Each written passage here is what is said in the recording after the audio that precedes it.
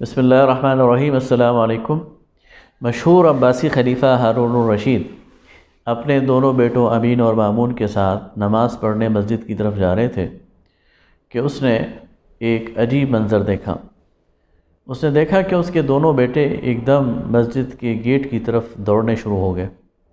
اور دونوں کی کوشش تھی کہ کسی طرح سب سے پہلے مسجد کے گیٹ کی طرف پہنچیں،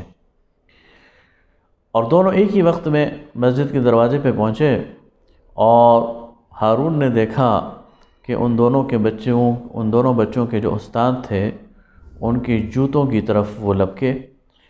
اور ایک بچے نے ایک جوتا اٹھا لیا اور دوسرے بچے نے دوسرا جوتا اٹھا لیا، اور ہارون کو سمجھ آئی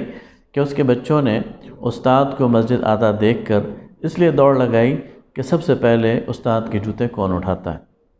یہ اس دور کی بات تھی جب استاد کو روحانی باپ کا درجہ حاصل تھا، اور استاد کی تکریم وہ معاشرے کے اندر سب سے زیادہ تھی۔ آج بھی مہذب معاشروں میں استاد کی تکریم وہ نمایاں ہے،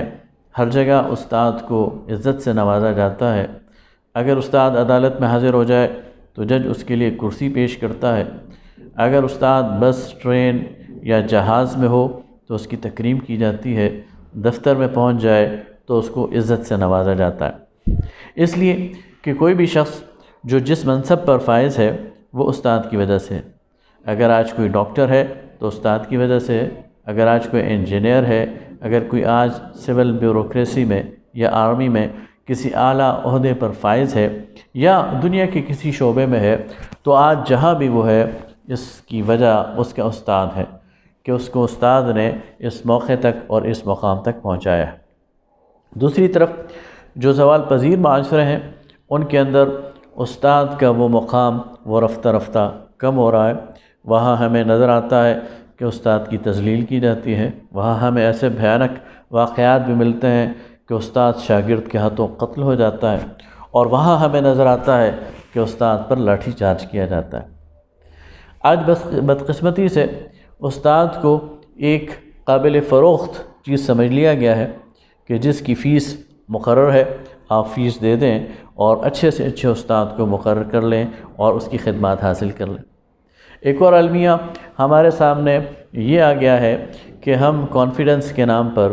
اور اعتماد کے نام پر بدتمیزی کو شعار سمجھنے لگ گئے ہیں، اور اونچا بولنے کو اور بڑ بولے پن کو یہ ہم تہذیب اور شائستگی کا نام دیتے ہیں، جبکہ ہماری روایات تو ہمیں بتاتی ہیں کہ با ادب با نصیب اور بے ادب بے نصیب۔ استاد کے مقام اور اس کی عزت اور احترام کہ اس سے بڑھ کر اور کیا ثبوت ہوگا کہ کائنات کے سب سے اہم اور سب سے بڑھ کر اور سب سے اعلیٰ ترین ہستی اور شخصیت محمد الرسول اللہ صلی اللہ علیہ وسلم نے اپنے لیے استاد کے تشخص کو پسند کیا اور فرمایا انما بعثت معلما، مجھے استاد بنا کر بھیجا گیا۔ لہذا استاد ہونا یہ تو ایک قابل احترام بات ہے، یہ تو ایک عزت کی بات ہے، یہ تو ایک تکریم کی بات ہے۔ استاد کے احترام کی ایک ظاہری علامات تو یہ ہیں، اور تکریم کی ظاہری علامات یہ ہیں کہ جو شاگرد ہیں وہ استاد کے احترام میں کھڑے ہوں، استاد جب چل رہا ہو تو اس کے پیچھے چلیں، استاد جب بول رہا ہو تو خاموشی سے اس کی بات سنیں، اپنی آواز کو استاد کی آواز سے پست رکھیں، استاد سے جب ملاقات ہو تو سلام میں پہل کریں، اور استاد کے شکر گزار بنیں۔ اور اس کی داخلی علامات یہ ہیں اور باطنی علامات یہ ہیں کہ استاد کے حوالے سے اپنے دل میں ہمیشہ ایک قدر اور منزلت کی کیفیت رکھیں، اس کے شکر گزار رہیں، اس کے لیے دعائے خیر کریں، اس کے حق میں کلمہ خیر کریں، اس کے بارے میں لوگوں کو یہ بتائیں کہ میرا جو استاد ہے اس نے مجھے یہ سکھایا ہے، اور اس کی نیکیوں اور اس کے احسانات کا کھلم کھلا اظہار کریں۔ تو آئیے استاد کی تکریم کے حوالے سے، استاد کے احترام کے حوالے سے اپنی نوجوان نسل کو ہم یہ تعلیم دیں کہ ہمارے لیے ایک استاد کا مقام اسلام کے حوالے سے، ہماری تہذیب کے حوالے سے، ادب اور آداب کے حوالے سے کیا ہے۔ استاد کوئی فور سیل چیز نہیں ہے،